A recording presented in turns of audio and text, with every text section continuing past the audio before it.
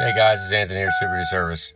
We've got Kieth's truck here, 215,000. It's getting ready to get cab off. He's going to yank the cab off of it and do a go ahead and put some studs in it. I'm going to do a cold start diag here. I looked under the hood. You might get some hood shocks. Filter minder wasn't hooked up. I mean, generally the truck didn't look too bad. It's dirty under there. I'd wash it off before raising it. Clean everything off. Looked like around the ICP sensor had a little bit of leak in around it, like maybe the little rubber grommet that goes on the oil rail. Yeah, just it'd almost be worth doing a VC9 chemical flush before. I know he was here and we was talking. But you might do there's a vent in the miles.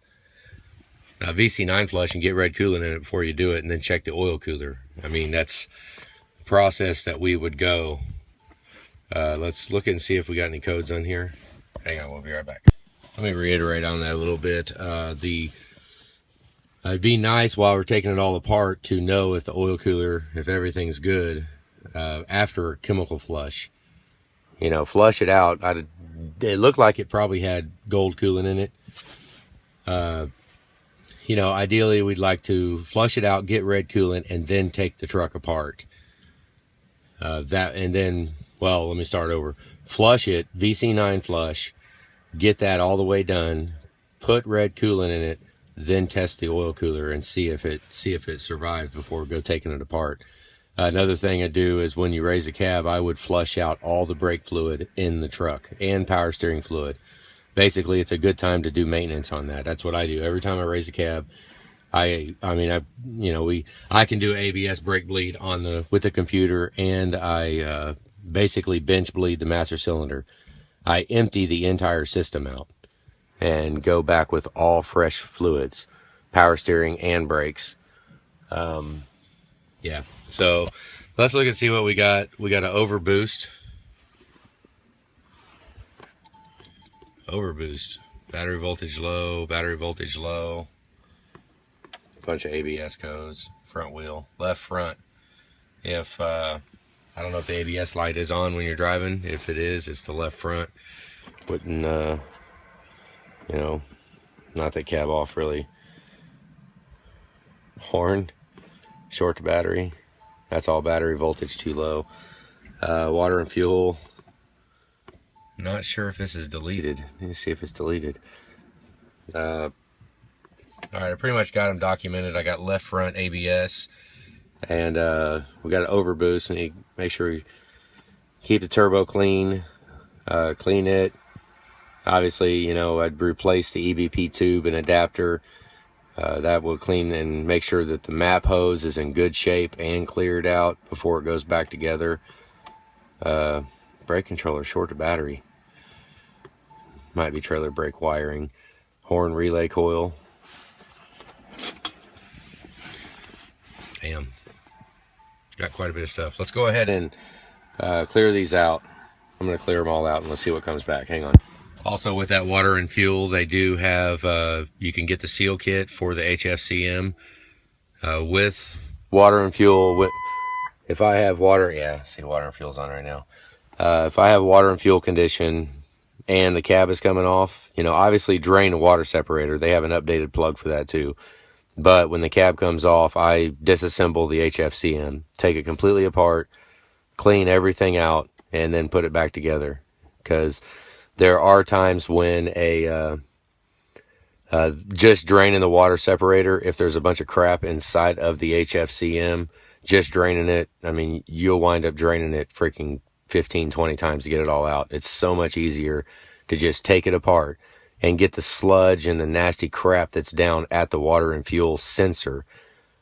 Just clean it out, because there are times where the actual sludge and nasty crap that collects from the fuel will actually hold moisture, and it could be a false water and fuel where you've got just it's reading the moisture that's in the sludge, and you know, if you drain it enough, you will get it out. But honestly, with the cab off, it's just not worth it. I mean, take the thing apart, take it apart, and reseal it.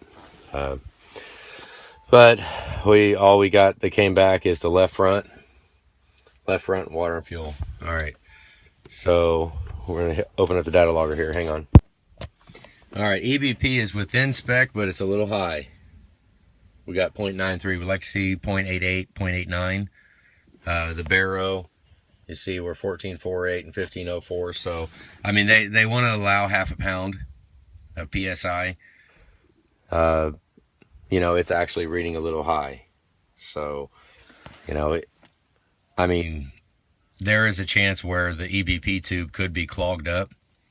And as funny as it sounds, it could act like, you know, I don't know. I don't know if it's a myth or whatever, but like a brake line, you know, a brake line will let pressure in, but it won't let it go back out if it screws up. Kind of the same thing, or it could be the freaking EBP sensor. If the tube is clear and clean, might look at an EBP sensor, possibly, because the volts are a little high. So that's only if the tube and the adapter and if it's completely clean, then you might kick around replacing an EBP sensor, which that's easy to do afterwards. But you know, like I said, everything's going to be taken apart and off. Our volts are extremely low, 11 volts. So we'll have to check and see if the charging system is working. FICM appears to be okay. ICP volts appear to be okay. What we're going to do is cycle the key off and back on. Watch the FICM M power up top and ICP volts. Injectors are chattering.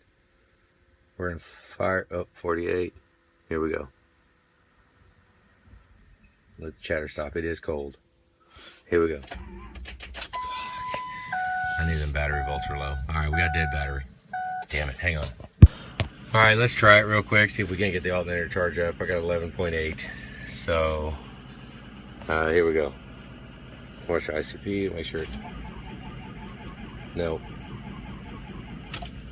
No. Damn it. Hang on. Alright, this is a pain in the ass.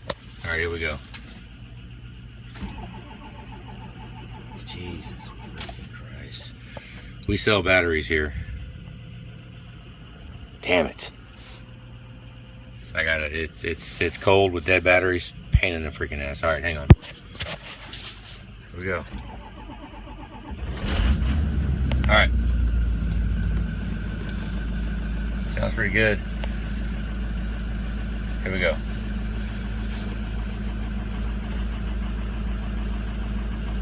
Compensation.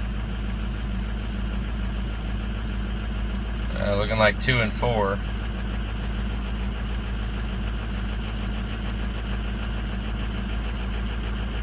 Six kind of trying to be down a little bit.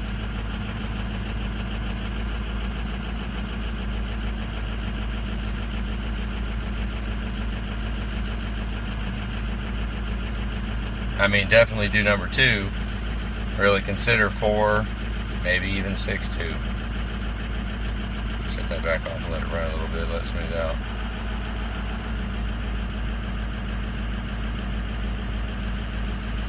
Let's try it again. And I would almost replace, look at 8 doing it now. I would almost just replace the even bank. 6 cleared up, 6 looks good now. Now number 8's kind of down. I mean, unless, I don't know, if it starts okay, then so be it. Which, I mean, it didn't start that bad. Definitely number 2 and number 4 sure are showing low.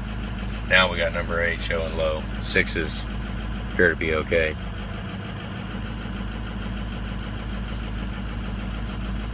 So,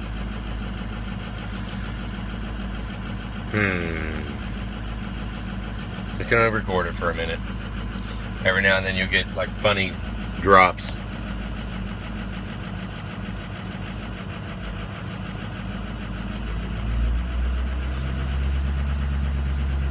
Just idled up. Number 2 is definitely low. Maybe I'll just do number 2. Call the rest of them good for now. You know, the thing is, they're going to be in your hands, so if it's an option to do that whole side, definitely wouldn't hurt. But I would absolutely change number 2 while you're taking it apart. We're not going in just for injectors. This is, you know, he's taking the heads off, so injectors are coming out anyway. So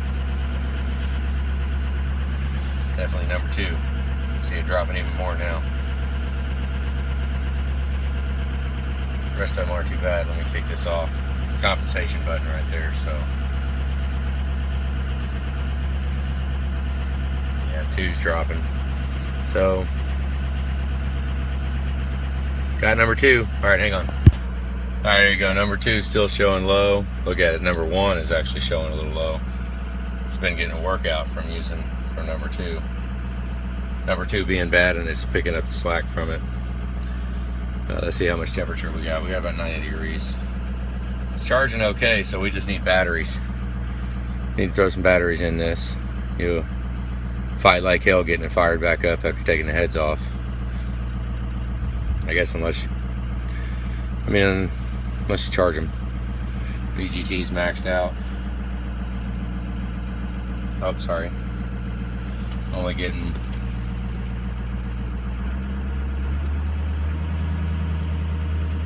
boosting all right. MGP getting up to 2. Let's turn this up. It might be over boosting. No, I mean it's high, but it's all right. Be all right. We need to clean turbo. Clean the map hose.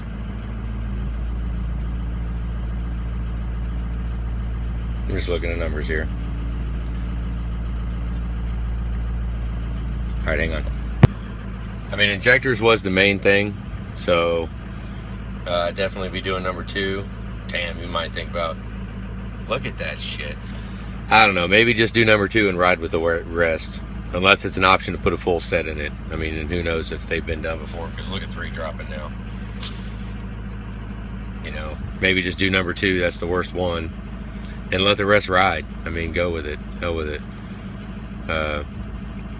That sucks. Who knows if injectors have been done, got water and fuel on.